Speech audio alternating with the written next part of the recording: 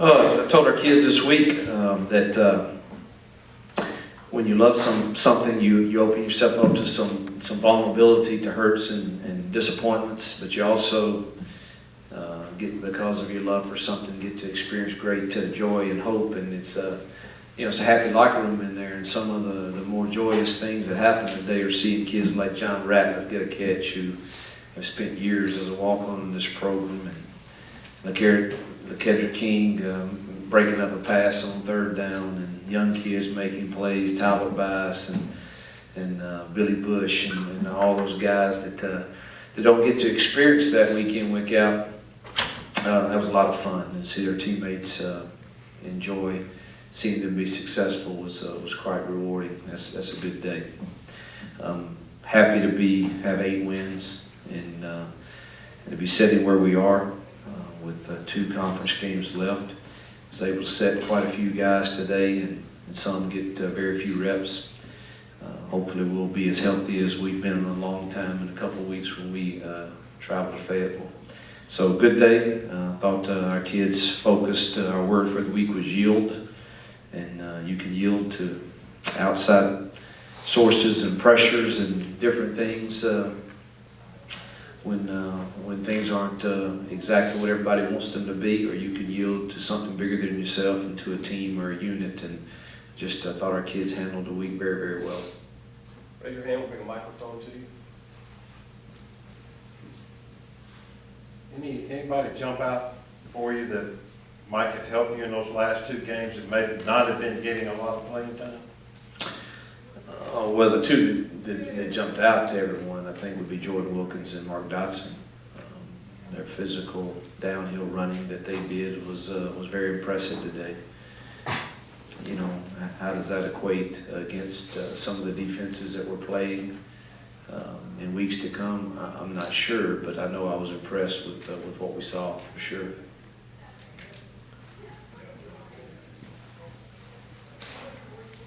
Hugh, we know what most of the injuries are, but what's happening with Gary and how serious is his injury? He probably could have played today, but he's got a strained hamstring. He's just at this point in the year, it's not worth risking it to further injury when we can probably get him to 100% by the next game. What did you think of Ryan and Devontae's day, and how much extra did they do this week, knowing that there's probably a pretty good chance they were going to get some extra snaps? Yeah, Bo would get probably a set of 4 plays in the team periods, and then the next time the ones rolled around, it would be rotated between Ryan and Kincaid, so they got more than normal in getting prepared. There was some. I'm not sure. These must not be the final stats. I don't know, because I know Ryan threw some bubbles and stuff, but they maybe gave them all to Kincaid. But thought both operated well. I mean, obviously we didn't let them turn loose and throw it down the field much because of the score. But I'm confident that they can. I thought Kincaid threw a good fade ball to Derek Jones. Good to see him get in the end zone. It's another kid I think can help us as long as his learning curve comes along in the next couple of weeks. But I thought the quarterbacks played solid. How important can just playing in games be to their development? Yeah, I think it's invaluable. I do. I struggle with, I wanted to let Ryan throw some more down the field, but it just didn't feel like the right thing to do. But you want to get them some reps, but they'll get plenty in the spring for sure. But game time is invaluable. The fact that you couldn't throw downfield as much as you would have liked, plus reserve offensive linemen, and does that make evaluation of those guys harder? It does. Ryan sees things though without us having to tell him, which is very good. That's a good thing. I mean, he sees what our options are, and he usually makes the right decision as to which one he's going to. So that was good. We told him to stop doing some things, but it wasn't because he was seeing what he needed to do. And the evaluation, again, for everybody today is a little different, just because of the nature of the game. Can you talk a little more about Derek Jones and how comfortable is he at receiver? Looked pretty comfortable today. He's comfortable as long as he's on the sideline, we can yell to him what to do. And he's pretty comfortable. I would be scared to death if he was on the opposite sideline right now.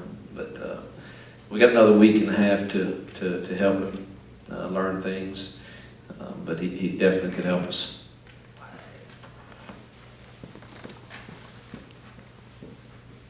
I know you started alternating guys in and out there in the first half. Was the plan kind of to play the starters for the first half, or did you play them longer than you wanted to, or shorter?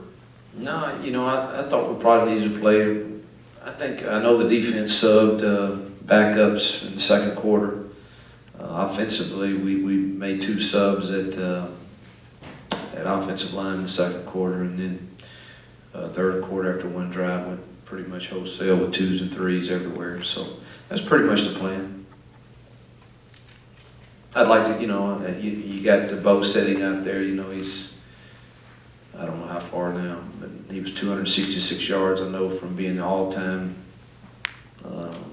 leader in total offense for the school. I feel confident he's going to get it. I kind of wanted him to get it at home, but again, I wasn't going to play him in the third quarter and take a risk.